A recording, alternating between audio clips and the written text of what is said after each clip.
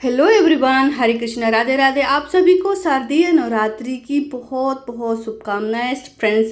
जय माता दी। आज की वीडियो में हम जानेंगे कि शारदीय नवरात्रि इस वर्ष यानी कि 2025 में कब मनाई जा रही है, कब प्रारंभ हो रही है, कब पूर्ण हो रही है, अब की बारी कितने दिन की नवरात्रि होगी, कन्या पूजन हमें किस प्रकार से करना है, कलश का स्थापना का शुभ मुहूर्त क्या रहेगा और नवरात्रि का व्रत कैसे किए जाते हैं, यह संपूर्ण जानकारी आपको आज की वीडियो में मिल जाएगी। तो वीडियो को अंत तक जरूर देख लीजिएगा। तो देखिए, इस वर्ष यानी कि 2025 में शारदीय नवरात्रि 22 सितंबर से शुरू हो रही है, 22 सितंबर को प्रारंभ हो रही है और 1 अक्टूबर को शारदीय नवरात्रि पूर्ण हो रही है। तो 1 अक्टूबर को नवमी तिथि है। इस बार नवरात्रि के दिन 10 दिन तक माता रानी का पूजन किया जाएगा। तीसरा जो नवरात्र है वो हमें 2 दिन प्राप्त हो रहा है। तीसरा नवरात्र बढ़ रहा है और नवरात्रि बढ़ना बहुत ही शुभ माना जाता है। कहा जाता है कि ये बहुत ही शुभ होता है। तो इस वर्ष हमें माता रानी के पूरे 9 दिन नहीं बल्कि 10 दिन तक उनका पूजन करना है, सौभाग्य प्राप्त करना है।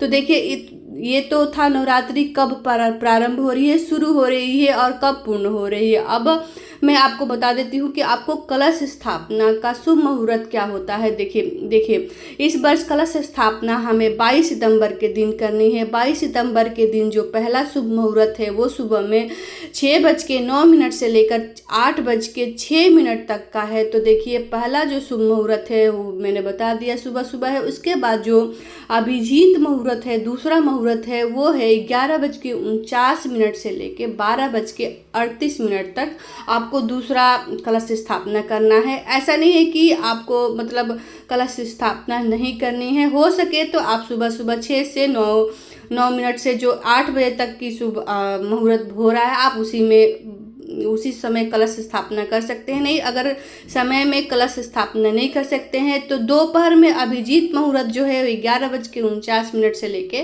12:38 तक अभिजीत मुहूर्त में, उस समय आप कलश स्थापना कर सकते हैं। देखिए, कलश स्थापना अगर शुभ मुहूर्त पे नहीं करते हैं तो कोई ऐसी बात नहीं है, कोई घबराने की बात नहीं है, क्योंकि माता रानी हमारे आगमन में पूरे 9 दिन रहने वाली है।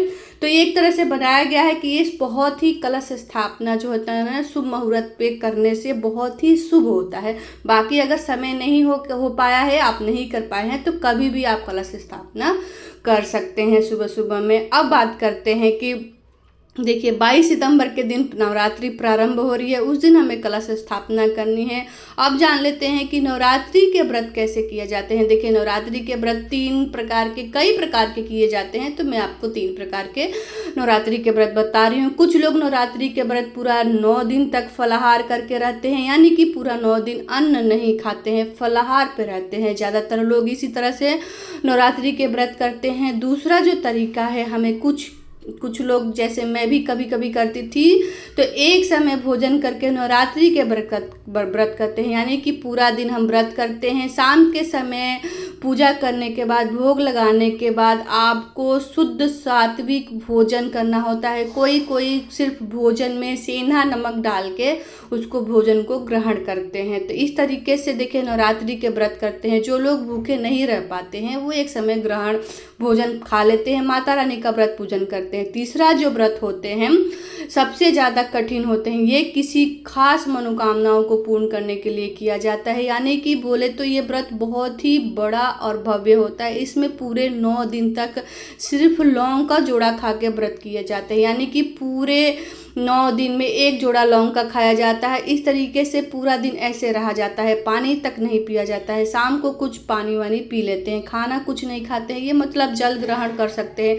खाने में सिर्फ लौंग का जोड़ा खाया जाता है। तो देखिए, लौंग के जोड़े के साथ व्रत कर सकते हैं। बाकी बहुत ही कठिन व्रत होता है। बहुत सारे लोग जो होते हैं ना, प्रथम दिन का व्रत करते हैं और अष्टमी का व्रत करके नवमी को पारण कर लेते हैं।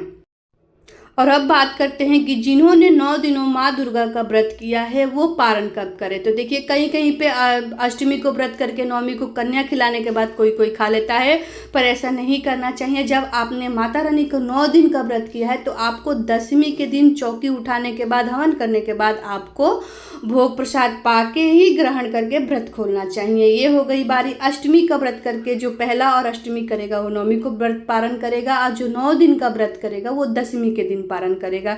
इस तरीके से आप व्रत का पालन कर सकते हैं। और हाँ, जो पहली बार उठाना चाहता है तो इस साल बहुत ही शुभ संयोग मौसम बन रहा है, मास बन रहा है, तो आप इस समय जैसे महीना बन रहा है ना, तो उस तरीके से आप इस महीने अपना व्रत इस साल उठा सकते हैं। बहुत ही सीधा मास पड़ा है हमारा।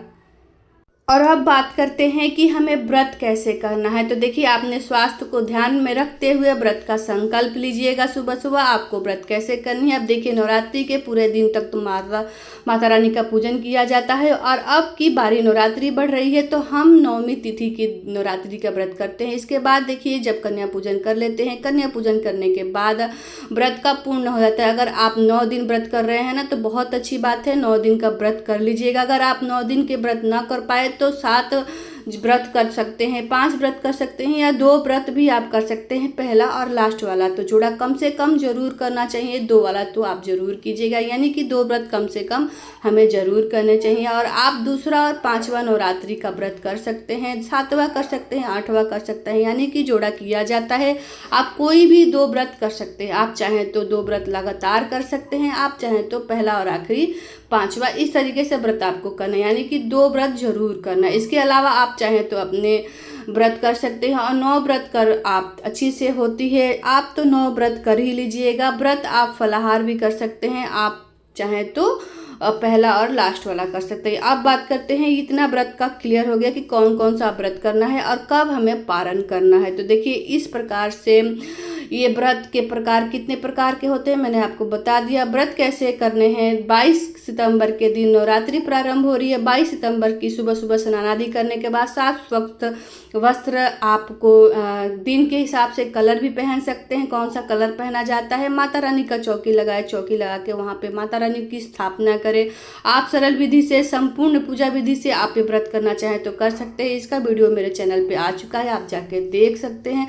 स्थापना हमें पहले ही दिन करनी है, चौकी हमें पहले ही दिन लगानी है, फिर 9 दिन पूरी सुबह शाम चौकी पे पूजा कैसे करनी है, कलश स्थापना कैसे करनी है। देखिए, कलश की स्थापना हमने कर दी है। जवारे कैसे होते हैं, हमारा माता रानी की स्थापना कैसे करते हैं। इसके बाद फिर हम माता रानी की पूजा करेंगे। सुबह सुबह पूजा करने के बाद आप चाय पी सकते हैं। चाय में देखिए, आप दूध, फल जो भी आपको ले सकते हैं। शाम के टाइम आप चौकी पे दीप धूप जला के अपने पूजा को, भेंट को और भोग को समर्पित करें, और शाम के समय आप फलाहार व्रत कर सकते हैं।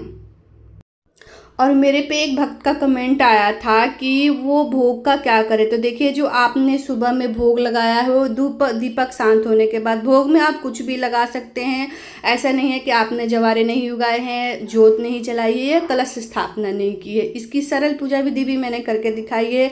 और घर के मंदिर में भी आप पूजन करना चाहते हैं बिना कलश, बिना जवारे, बिना जोत के, तो बहुत ही प्रेम भाव से माता रानी की उस दिन अपने घर की मंदिर की साफ सफाई करें, माता के ऊपर गंगा जल छिड़क के पूरे मंदिर को स्वच्छ करें। उसके बाद उसमें बताशे, मिश्री, फल के भोग लगाए, उनके भोग में लौंग का जोड़ा रखें, दीप धूप जलाएं, और दीपक धूप जलाने के शांत होने के बाद पूरे घर में प्रसाद बांट दे।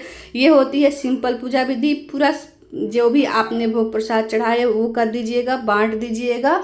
उसके बाद आप अपने जो भी आपने हवन किया है, तो देखिए, हवन आपको लास्ट दिन भी कर सकते हैं, आप चाहें तो दोनों समय ही सिर्फ हवन सामग्री से ही कपूर से हवन कर सकते हैं। बहुत ही सिंपल पूजा विधि। पान अगर नहीं है तो जरूरी नहीं है कि आपको पान के ही हवन करने हैं, ऐसा नहीं है। सिर्फ हवन सामग्री से ही घर में, पूरा घर में धूनी दे दीजिएगा।